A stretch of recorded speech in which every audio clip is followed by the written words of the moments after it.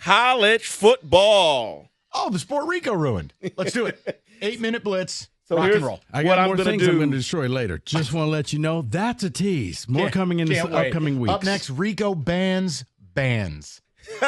It's going to be a battle royal, and at the end of the season, one conference will not be there anymore. Oh, fantastic. So let's go with this. There are more betting locks. This time, lines for some of the games this season. Admittedly, because Cookie's passed away, all the work for Cash the Ticket has happened this week to me. Cookies has not passed away. For those listening, he is alive and well. He is just sick. Go ahead. Sounds like the guy that used to sell suits. You're going to love the way you look. I guarantee it. I have already been looking at games of the year. He's that guy now. Oh, my God. All right, go ahead. So let's start with, what the regular season starts with. North Dakota State over Colorado. No, we're not doing that one. These lines are according to DraftKings, by the way. Texas A&M, -1 versus Notre Dame on August 31st. And big news you can use. Notre Dame starting left tackle out for the year. Just happened at practice. Yes. They've got a librarian playing left tackle. It's like one of these 30-year-old, eighth-year seniors who's no good. You're going into Kyle Field. I was about to say, is it in Kyle Field? It is. The 12th man is here. Night? Doesn't matter. Here's the other thing. It's Mike Elko, defensive whiz. A&M has the talent. They have their quarterback. You have a bum for a left tackle. I really believe in Marcus Freeman, but I'm leaning A&M. But there's a wise man I know, David. He has a podcast. You should download it called Cash Your Ticket. He often says, but when it looks this way, why aren't they favored by more? They're at home. They have all the advantages, and it's only a 1 point. It's a night game. And it's a night game, and they're only favored by 1. You may need to look at the Irish. Let's go to... Oh, no. Let's go to week 2 here. September 7th, Nebraska, -6.5 favorite versus Colorado. This is the year Nebraska gets it right. They blew the game last year. Jeff Sims was awful. Gus Johnson told you about it. I can't with Deion. I can't do it. I don't like what I'm hearing. And outside of a couple high-level players, the rest of that roster looks Maction. Give me the Huskers. Yeah, I think that may be the safest bet. Not only that. Wait, Nebraska covering a number? Yeah. Safe? Yeah. May as well light your money on fires. No team who's found a way to shoot themselves in the balls. The Huskers' alternate logo should be Cheddar Bob on their helmet. Unless you're playing Colorado, who has no offensive line, no defensive line. They will cover. They will roll the Buffalo. All right, you're going to owe me money if they don't. Let's jump all the way. Wait. Am I getting a Nebraska hoodie? Yes. To go with all my... We will wear matching Husker, the hats. The corn. The Beldar hats. Oh, I want the corn, Kyle. I believe in Nebraska again. Let's jump all the way to October 5th. Auburn at Georgia. They're saying take Auburn plus 23.5. Oh, my. Here's what God. I looked at the schedule. Georgia will be coming off a road game against Bama. Oh, letdown spot. What's the sandwich? Give me the other piece of bread the week after this game. Mississippi State. Nope, that doesn't qualify. Yeah. All right, so it's just saying Ole Miss. No, it's a letdown spot. Right. But if it was a letdown sandwich spot, that's real concern. I want to go to Kenny. Kenny, your team, one game a year, plays like zombies. Well, and they also do this thing, too, in regards to covering numbers, where they don't just step on the throat and watch the blood squirt out, which is infuriating to me as a Georgia fan. So, yeah, I'd take the points, too. Maybe that's negative by me, but okay. Let me see if this changes your mind before you say something, Rico. Because Auburn's schedule, while they play Oklahoma the week before Georgia, they have a bye week after Georgia, which means they can go all in. Mm-hmm. War Eagle, Peyton Thorne. Is Peyton Thorne still the quarterback?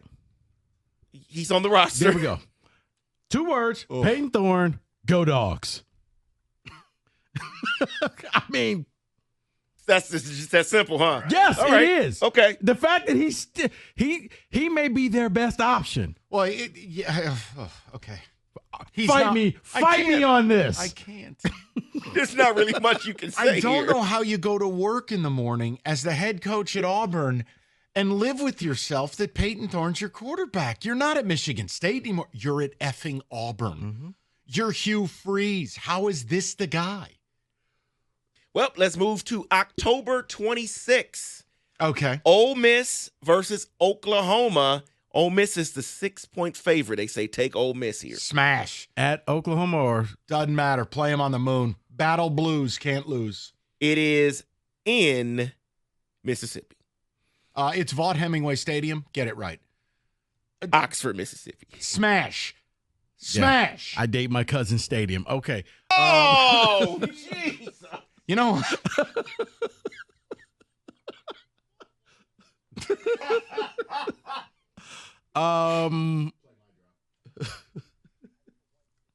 Stop. That was the NC State helmet you pulled that drop from. That's not right. And that is very insulting to the state of Mississippi. I think that, yes, being in a home game, I don't think that Oklahoma is that good. Yeah, I would go with Ole Miss. Smash. Ole Miss might have the best offense in America. Okay, then. Still got a coach that'll find ways to lose games, but they'll win that one. Hard to argue. Let's move over to this game, November 23rd. The great matchup of the Big Ten.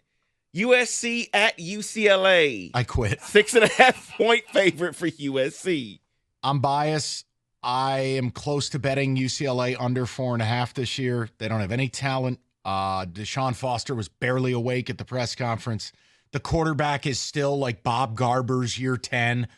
I think UCLA is going to be very, very bad. Yeah. It would be USC on surface, but there's no rational human betting that game in August. No, David, and I think all 12 fans who are there will all be cheering for the Trojans. Isn't this the best uniform game where they both wear yes. the road unis? Yeah. It's beautiful. And when you think Big Ten, you think USC and UCLA. Yeah. Oh, Yeah, nothing really says it. It's almost like ACC football, Stanford at SMU. The surf.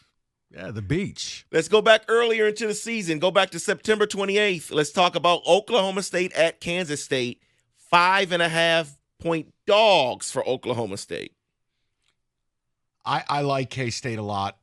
Look, Ollie Gordon's going to be a Heisman contender, but I can't do it every year. It's an every other year thing for Okie State. What day is this game?